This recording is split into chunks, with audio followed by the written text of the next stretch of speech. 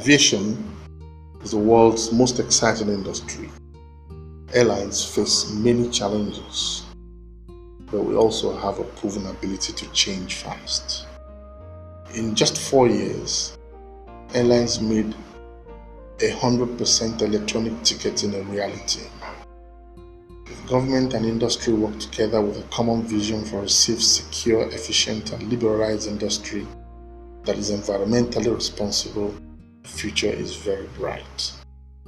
These are the words of Giovanni Bisignani, the Director General and CEO of IATA. Welcome to this new episode of Chante Afrique, Tourism Without Boundaries.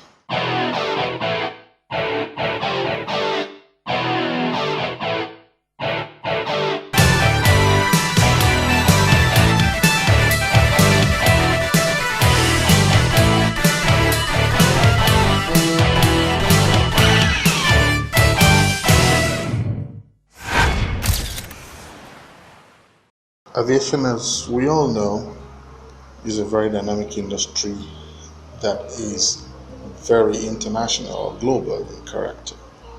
Hence, adopting a winning strategy for Nigeria and indeed Africa transport industry requires proper examination of contemporary issues and trends in air transportation worldwide. It is important to bear in mind that the airline industry today operates in an atmosphere of deregulation, liberalization, globalization, and key alliances. Hence, we cannot have aviation standards and practices that are specific or restricted, or for that matter, peculiar to Africa. The strategy that must be evolved will therefore be consistent with those contemporary trends and practices worldwide. In Nigeria particularly, our strategy should, at the same time, be sufficiently dynamic and malleable to address the challenges of the now and the future. Contemporary economic trends and practices that influence the aviation industry today have culminated from a chain of events and experiences of the past. By extension, what happens in future will be determined by the trends and practices of today. To evolve a workable strategy for the present and the future, there is need to review the emergence of deregulation, liberalization, globalization, and alliances in the aviation industry as it affects not just Nigeria but the whole of Africa. The traditional practice in the air transport industry has been characterized by government control and regulation of the economic aspects of airline operations. There were barriers to entry or exit into city markets or point-to-point markets, as the case may be. New entrants into the industry were controlled, fares were fixed and regulated, and frequencies were also controlled. At that time, the need for the regulation of air transport industry was driven by far-reaching effects of the industry on the economies of individual nations. Individualism, therefore, was the order of the day. Over the years, however, the dynamics of international and regional cooperation and integration brought new dimensions to the relationship between nations.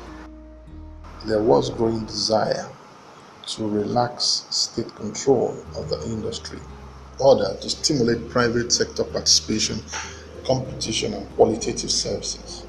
Therefore, in 1978, the United States of America played a pioneering role of deregulating the air transport market, and this led to the exit and emergence of the merging of airlines. There were also predatory competitions among the airlines, naturally, a capitalist environment. European countries in the 80s, in relaxing state control in the air transport markets, introduced a liberalization policy which tended to allow easy access to markets by member countries and at the same time maintaining necessary regulations on safety, security, quality, and fair pricing of services. Other regions of the world took similar measures towards opening up their air transport markets, integrating and making them easily accessible to their members. African countries were not left out in this trend. Thus, through the Yamoussoukro decision in 1999, the Yaoundé Treaty and the Banjul Accord have embraced the liberalization of air transport within the African region. The most radical and advanced stage of liberalization of air transport industry is the open skies policy introduced by the United States of America. The highlights of the Open Skies Agreement between two countries is the unlimited number of airlines operating into each country without restriction and the number of flights operated, aircraft type, routes, traffic rights, and fares to be charged. In the past decade or two, deregulation and liberalization in conjunction with advances in information and communication technology have led to tremendous growth in international economic relationships that is characterized by easy flow of capital across national borders and a new method of production and distribution of goods and services. This phenomenon is now referred to as globalization. In the aviation sector, the wave of globalization has manifested in the form of alliances which involve the airlines pooling their strengths to achieve synergy. As in 2001, there were five major global alliances, namely the Star Alliance, One World Alliance, Qualifier Alliance, SkyTeam Alliance, and Wings Alliance. Together, these alliances account for almost 60% of the world passenger market.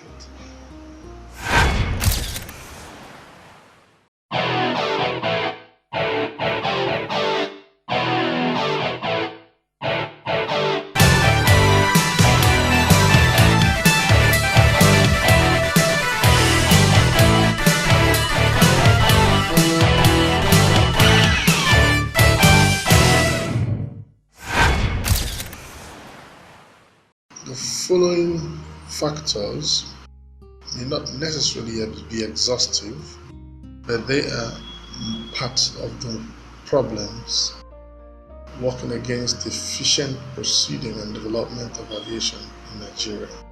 First one is an absence of a coherent air transport policy. The national transport policy requires to be rigid and adjusted to adopt measures that will bring coordination and rationality in its framework. Early history of transportation development in Nigeria was marked by attempts at some coordination and cohesion. However, these initial attempts were eventually abandoned in later years as government went from military to civilian and vice versa. The results of this is that the Nigerian Airways was declared bankrupt and replaced by private airline, the curious name Virgin Nigeria. Other African countries at that time, such as Cameroon, Ghana, had their national carriers. Even now, Ethiopian Airlines still exists. So does Kenya Airways, South African, Egypt Air, Royal Air Maroc, and more. The demise of the Nigeria Airways is a clear indication of lack of coherent policy, which paved way for the death of the national carrier. Furthermore, the operational policy at that time was more encompassing. Major airports in the country should have been expanded and modernized a long time ago, as many of the airports were built in the early 70s with old architectural design. There is a need for a coherent policy that ensures balance between the needs of society and the economy for adequate transport facilities and the ability of the transport sector to meet such demands. Agreed, some airports have been given a facelift and the new terminal is built at International in Lagos, but much more is still required. Bad personnel management. Transport corporations and hence transport systems have been poorly managed. This explains the management agreements between, for instance, Nigeria Airways and the Royal Dutch Airlines in the late 70s and early 1980s. In 1999, bad management led to the crisis of the Nigerian civil aviation industry following the decline and near collapse of Nigeria Airways. This same management deficit finally resulted in Nigeria Airways declaring bankruptcy in 2004. And it is clear that over the years, national carrier Nigeria Airways could not be profitably managed as a business venture. This resulted in sharp reduction in the number of aircraft in the fleet of the airline. In 1979, Nigeria Airways had 29 to 30 well-maintained and functional aircraft in the fleet, flying both locally, regionally, and internationally. But by 1999, only two aircraft of dubious operational certification were left functional. Carrying facilities. Facilities provided by the nation's international airports at Lagos, Kano, and Port Harcourt were overstretched. Seats, air conditioning systems, conveyor belts, toilet facilities, etc. were all in decay. This arose as they were not upgraded consistently as increase in human traffic improved. Owerri Airport in Imo State is worse in terms of facilities. There are no trolleys to carry passengers' loads, and as such, passengers go through difficulties before boarding a flight. In Nigeria, while passengers and cargo traffic are increasing, the infrastructure provided has not experienced a correspondent overhaul and expansion commensurate with the increase in traffic with the intention of adequately taking care of clients. The decaying facilities, especially international airports, give the country a very bad image as airports are the first port of call for foreigners coming into the country. Airport infrastructures are vital to the economic growth of any nation. Loose security. There is loose security at most airports in Nigeria. There are no solid perimeter fencing in most of the airports in the country. Lack of perimeter fencing allowed grazing by runway of some airports. For example, in 2005, an Air France flight crashed onto cows on the runway at Port Harcourt International Airport, killing 7 of them and damaging the landing gear of the aircraft. Besides, the roads leading to some airports, such as those at Owerri, Port Harcourt, are not secure, and armed robbers and other militants may take the opportunity to attack innocent travelers. The Sola Expressway leading to Lagos International Airport also witnessed armed robber incidents. These robbery incidents occur due to loose security along roads leading to airports which need to be secure.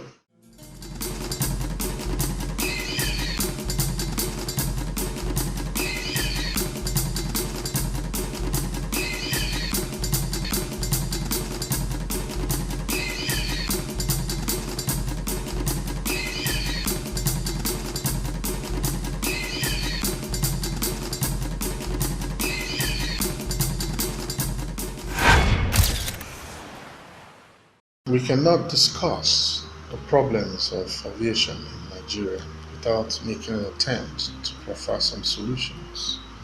Hence, what we need to do is that, in line with contemporary practice all over the world, our winning strategy must be in the context of deregulation, liberalization, and globalization. In view of their inherent weaknesses and limitations, Nigerian and indeed African airlines should embark on partnership, continental alliances, and cooperation at the intercontinental level. Our winning strategy should also address the issues of professionalism in the industry as well as manpower training and retraining. Allied aviation industries such as aircraft manufacturers, vendors, maintenance service providers, etc., all have important roles to play in assisting African aviation industry to develop. Nigeria and indeed Sub-Saharan Africa should not be made a dumping ground for aged aircraft. Rather, their manufacturing output should be extended to Africa by the foreign powers. A culture of disciplined management in the African aviation industry is an important component of the winning strategy that we must adopt. The operations of the airlines must be run strictly in accordance with commercial dictates. The airline industry is characterized by competitive product improvement. For African airlines to successfully compete in the regulated and open skies environment, they must work hard to improve attractiveness through on-time departures, computerized and reliable marketing and reservation networks, qualitative in-flight service, skilled personnel, sound engineering, maintenance and quality control bases, efficient communication and information technology, effective manpower development program, and established fleet upgrading and renewal programs such as dependable aircraft acquisition arrangements. The operations of airlines are affected by political atmosphere and regulatory framework. It is the responsibility of government to provide the enabling environment in terms of stable political climate, adequate infrastructure, and effective regulatory framework. Since September 11, 2011, the issue of aviation security has assumed very great prominence, much more than ever before. This issue should therefore be incorporated in Nigerian winning strategy as far as aviation development in Africa is concerned. Further recommendations are as follows. There should be a major effort to ensure that there is a coherent transport policy for the country. Such policies should be well pursued to ensure coordination and rationality in the transport sector. The federal government draft national transport policy, drafted in August of 2010, should be implemented to ensure the overall development of the transport sector for the benefit of the people and the economy. The federal government should ensure that air transport is well managed in order to achieve results and develop the sector to international level standards. Good management should ensure that there is adherence to business principles and sustainable development of the aviation industry. The government should continue to invest in the development of infrastructure at the airports by overhauling and expanding the facilities used at the nation's airports. Maintenance culture should be imbibed to sustain the facilities provided thereof. Government should improve the security situation at the airports. Security experts should be employed to overhaul extensively the airport security system. And the Nigerian Civil Aviation Authority should comply with international aviation safety standards all the time. Government should show commitment by expediting action on the repairs of airports when they are closed down for repairs so that they reopen in time. All airlines operating in the country should adhere strictly to safety standards by emphasizing inspection and maintenance of aircraft. The use of meteorological reports will also assist in ensuring safety. The federal government should ensure that the only credible airlines are awarded contracts for airlifting pilgrims, and this to halt or suspend the continuous suffering by pilgrims on their way to and back from the Holy Land. Dear viewers, we have come to the end of this particular episode, The Problems of Nigerian Aviation.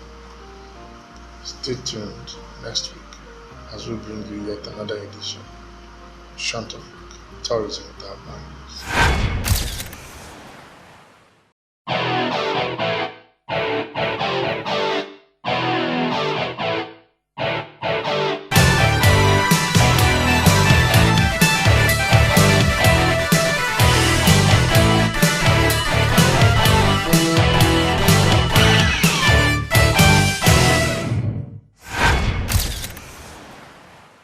Airports in Nigeria are closed down for repairs that are expected to take a few months, but stretches beyond this time frame. For example, the Port Harcourt International Airport was closed down for repairs from August 18, 2006 to December 18, 2007. This was repairs that the airport authorities said would last for only 4 months. Eventually took 16 months. And during this period, travelers, business community in the Niger Delta and Southeast suffered considerable inconveniences and lost money while the closure lasted.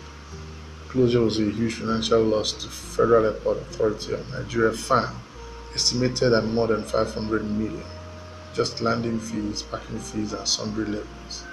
During the closure, airlines such as Air France and Lufthansa and Air KLM, that were the international operators at the airport, has had to suspend direct flights, and the delay in undertaking the repairs shows or implies a lack of commitment on the part of the government.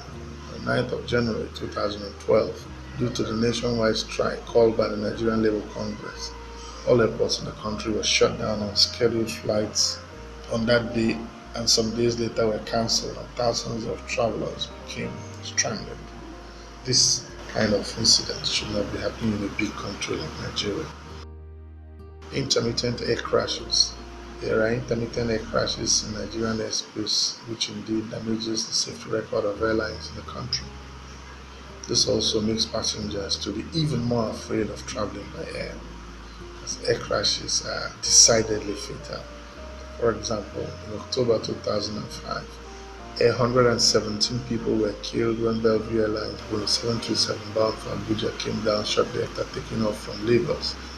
In December the same year, Soluso Airlines DC-930 aircraft crashed in Port Harcourt, killing 103 people on board. The closure of Port Harcourt International Airport was to prevent further air crashes after its recent crash. Economic and managerial implications of the problems. Problems facing air transportation has economic and managerial implications, which include the decaying facilities at the nation's airports gives Nigeria a very bad image. Thus, investors from abroad are unwilling and hesitant to come and invest in the country. Also, we lose security. These same investors fear coming into the country for fear of being attacked by armed robbers and militants. Thus, Nigeria loses a lot of foreign investments, which have negative implications on the economy, especially on the GDP, the gross domestic product.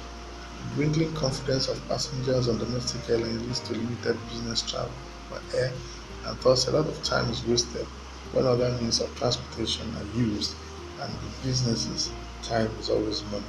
And air transport bridges creates a very important bridge for time management. Also, with intermittent plane crashes, passengers will fear travel by air and resort to using road transport in an environment where most of the roads are not really in good condition, and the high rate of accidents lead to even further loss of lives and property. Problems facing the transport sector and the economy that rely heavily on air transport. This will necessarily lead to a negative economic growth pattern. Furthermore, domestic airlines cannot win business contracts involving carriage of freight and passengers, such as the annual airlift of pilgrims for Hajj in Saudi Arabia, because of safety issues. The sudden and long closure of airports, especially international ones, is really a big economic loss in terms of revenue to be collected by fan and losses by local businesses at the airport. The suspension of direct flights by foreign airlines is another economic loss to the country, particularly to passengers and clients of these airlines. Problems of air transport portrays Nigerians, bad managers who cannot sustainably and profitably manage public corporations, and thus has to join hands with foreigners. Problem of bad management creates persistent crisis in the Nigerian civil aviation, which has a negative impact not only on the branding of the company or the economy, but also in terms of encouraging international trade.